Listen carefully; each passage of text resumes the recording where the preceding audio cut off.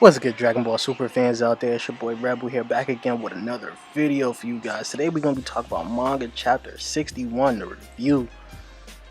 But before we get into that, let's talk about this. About 90% of you guys that watch my videos aren't even subscribed to my channel, and I have a goal of hitting 1,000 subscribers by the end of summertime. So if you guys want to help out with that, hit that red subscribe button and let's get right into the review. Alright, so let's talk about the review here. Now, this chapter starts out pretty good. Between the fight between Moro and Vegeta, this is a very good action-packed fight. That's all I wanted, was for it to be action-packed and become a good fight, right? And that is exactly what we got. Especially from the spoilers that we saw, I was already hyped as it was to see this chapter and see what was going on. What I didn't expect was for them to force like to go through this, like to speed through the fight between Vegeta and Moro this fast. I wasn't expecting that. Like I said, I was expecting for at least the fight between Vegeta and Moro to last to about chapter 62, maybe 63. And the fact that we're seeing Vegeta's new technique this early may mean that we will see it later on. It's not going to defeat him right away, but that wasn't the case. It defeated Moro. This new technique that Vegeta had, which we all should know by now, is called spirit separation. Basically separates the spirit from the body, which is essentially the key, and he basically used this to destroy Moro throughout the whole fight. He was slowly doing it against Moro while they was fighting, and slowly accumulating the energy that Moro absorbed from the other planets, right? And basically it returned all the way back to all the other planets. You see the Namekians come back to life. I don't know if all the life forms that he absorbed came back to life, but all the energy dissipated and went back to basically the rightful owner of the energy, right? So he mocked Moro badly. I wasn't expecting it like that. I wasn't expecting it to be such a one-sided fight, but it was very good. I was happy for Vegeta and his character development here, especially the fact that his confidence was at an all-time high. You know, him talking about him and Goku going through the same training that they have, and Vegeta was able to learn, you know, basically spirit separation, and Goku wasn't able to go that far. Even though that Goku knows about the technique, he just didn't learn it. So, like I said, I was happy to see his confidence at all-time high. This was perfect. This was just perfect development for Vegeta. He finally was able to do something that Goku could not do. But even though he got the win, but didn't get the full win. Like, it was the same case as, like, you know, him versus Frieza. He did beat Frieza, but he wasn't the one to actually kill him. Goku did. So it's the kind of the same thing that's playing out here, where he did beat Moro, but now Moro has done something further where he fuses with a 7-3, which, by the way, I'm not gonna lie to you guys, I was not expecting him to fuse with 7-3. This was something very different.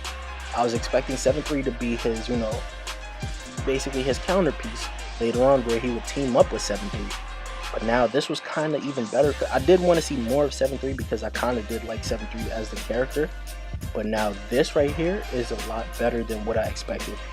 Him fusing with 7-3. Oh boy. Oh my god.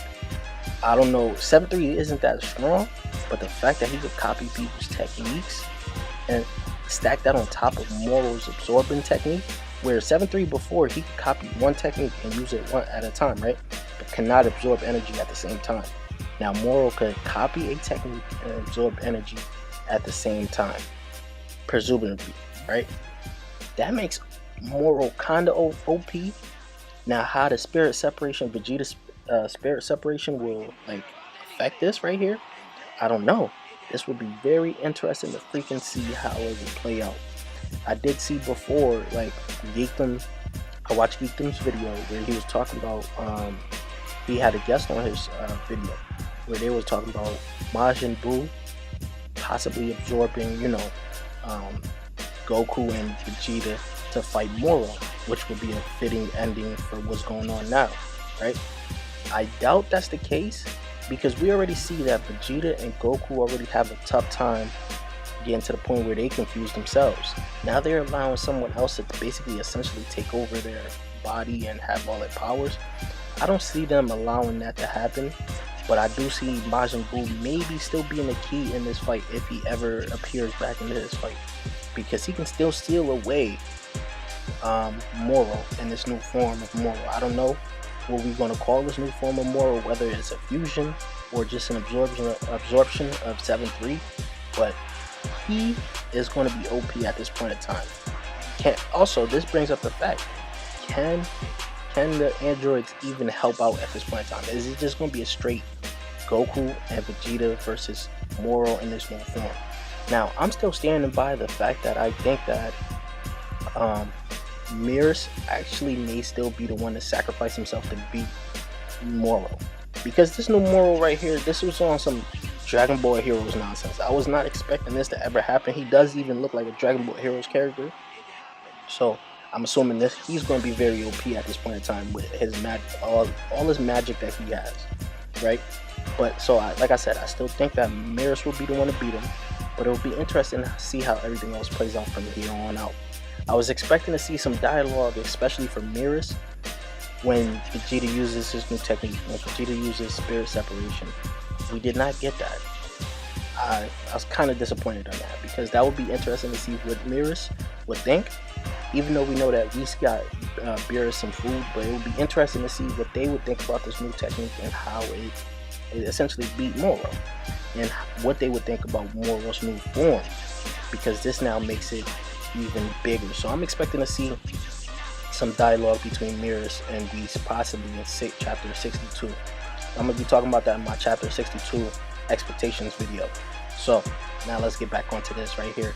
Now, this whole fusion right here is amazing, but I don't know how it's going to end up playing out, because he can potentially copy spirit separation. Maybe, like, this is a far stretch, a far stretch. Ultra Instinct Omen, because it's a technique, it's a far stretch. Then he can absorb both of their energies, if even Vegeta can still counter that. Vegeta still has the spirit separation, so the counter is basically, if he tries to absorb their energy, he can separate this spirit from, Moro. But will it still work at this point in time? That's the question. So let me know what you guys think about this chapter. Leave your thoughts in the comment section down below, and if you haven't subscribed already yet, please do so. We're on the road to 1,000 subscribers, so if you guys want to help out with that, hit the red subscribe button, and I'll show you guys later. Peace, YouTube.